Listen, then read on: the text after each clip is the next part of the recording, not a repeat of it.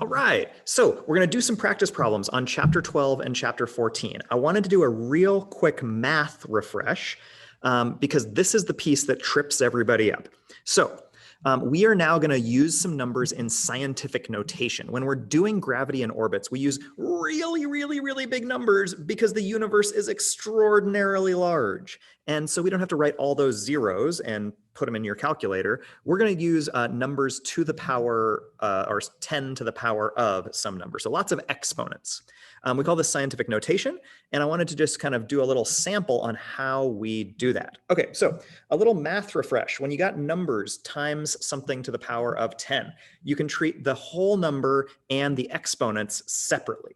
So if I have 3 times 10 to the 12th times 2 times 10 to the 11th, and they have units on them, but we'll ignore the units for now.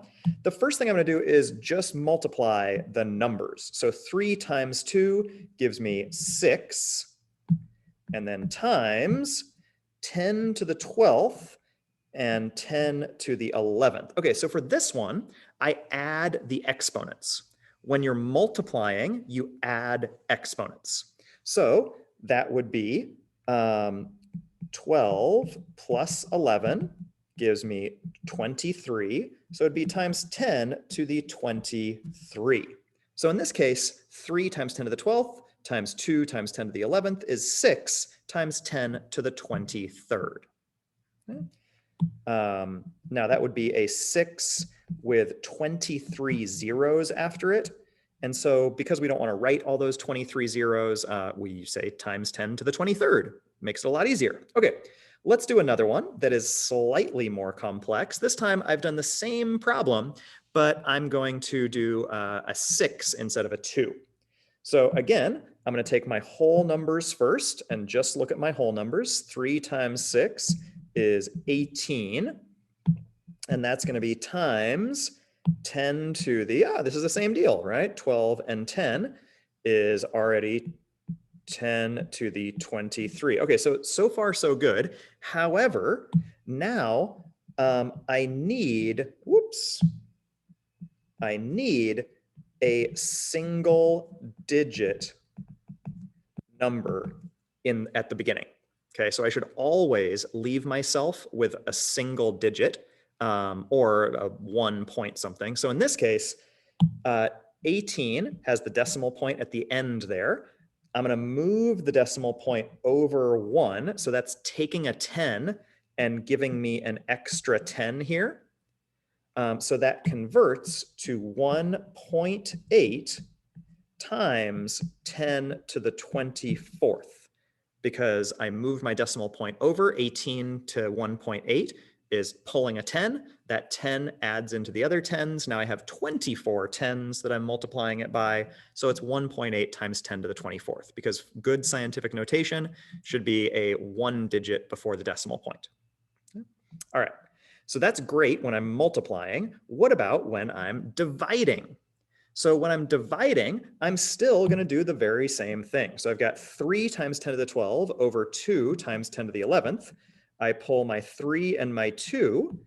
3 divided by 2 is 1.5 times, in this case, 12 and 11. Because I'm dividing, instead of adding, I'm going to subtract my exponents. So I would do 12 minus 11 equals 1. So that would give me 10 to the 1. 10 to the 1 is just 10.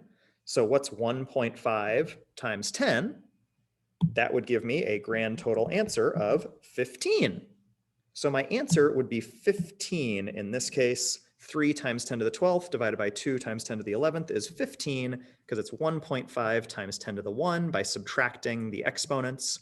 And you can do that as long as they have the same number that's to the power of, right? So it's always 10 to the power of something. That's how we do scientific notation. And so you're safe to just add or subtract the exponents. Okay, so that's how we deal with those scientific notation ones. Now let's do number 15 together, because 15 through 20 all involve multiplying big numbers for this gravity thing. Okay, so for 15, calculate the force of gravity on a 1 kilogram mass at Earth's surface. Okay, so first off, let's do our needs and givens. So need, it says calculate the force of gravity, and then given is on a 1 kilogram mass. So I have a mass of 1 kilogram.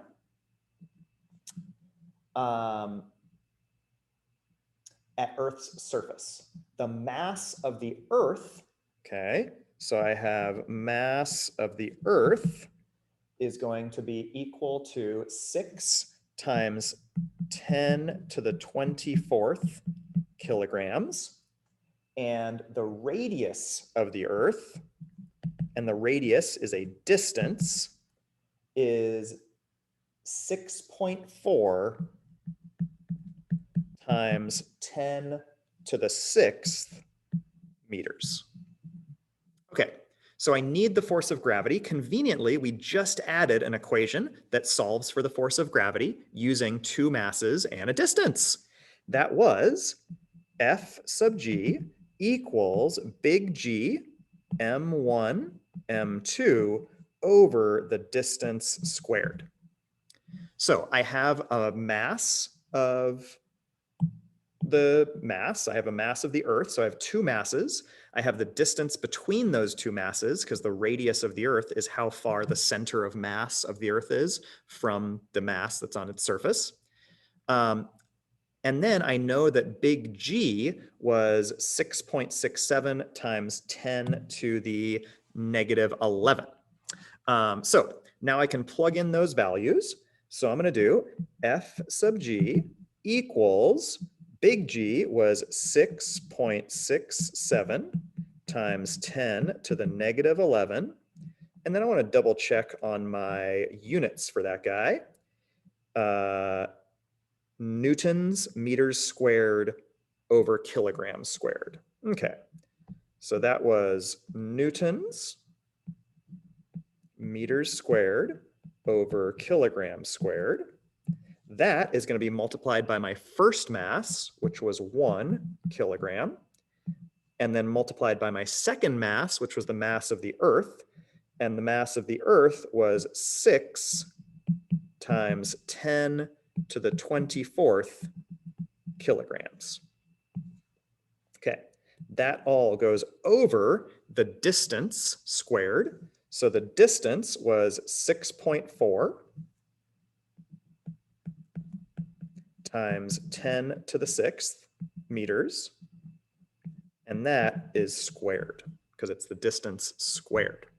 Okay, so now first I'm going to go through and eliminate some, and this unit should be kilograms squared. So first I'm going to go through and eliminate some units.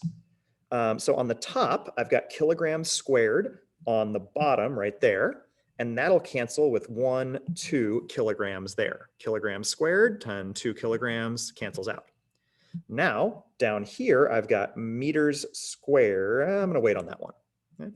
Okay, so now I can multiply tops and bottoms, but on this one, in order to make it a little bit easier, instead of doing 6.4 times 10 to the 6th and then trying to square both, well, I could do it both ways, right? I could just square 6.4, square 10 to the 6th, but it might help me to write it out.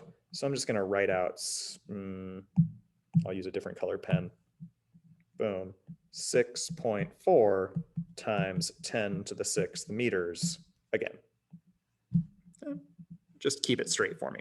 Okay, so now as I rewrite, I'm going to multiply the tops and I'm going to multiply the bottoms. So this 6 and 6 is going to multiply. The 1 I can ignore. Negative 11 and 24 I will also put together. And then down here, I'll do 6.4 and 6.4, multiply those, and then the 6 and the 6, and I'll add those.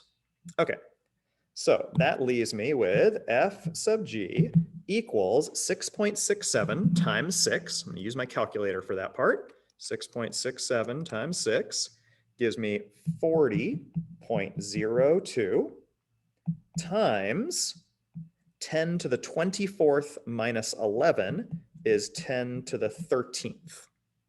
Okay?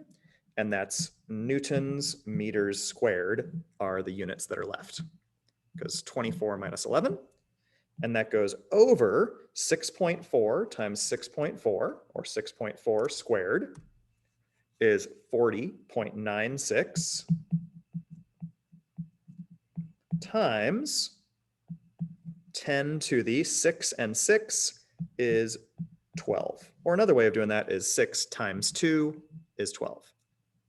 And that would be meters squared on the bottom. Okay, now I can cancel units again because I've got meters squared on the bottom and meters squared on the top. So that's going to cancel, leaving me with just newtons, which is great. Now I divide. So I'm going to do 40.02 divided by 40.96. 40.02 divided by 40.96 gives me 0.977 times 13 minus 12, 10 to the 1 newtons. And then when I multiply 10 times 0.977, I get 9.77 newtons, or since I'm going to simplify it a little bit, 9.8 newtons. Okay, so I got an answer of 9.8 newtons is the force of gravity on a 1 kilogram mass. Equals F sub G. So that's how I solved it. I had to do a little bit of multiplying. Now in this particular case, I can double check my answer because it's a 1 kilogram mass on the surface of the Earth. Well, have we found the force on a 1 kilogram mass before? What's the other equation that we have for force? I could use F equals ma, right? F equals 1 kilogram times 9.8 meters per second squared. 1 times 9.8, F equals 9.8 newtons. So in this case, it happens to match out perfectly. That only works because it's an object on the surface of the Earth. And so we know how to calculate. We have this like simplified way of doing it. If it wasn't on the surface of the Earth, we'd really need to use these big gnarly equations like that guy. All right, so that's how you go through and solve that kind of problem. So now we've done one together, you can keep trying and plug in different values and practice some of these for the rest of the problems. All right, enjoy.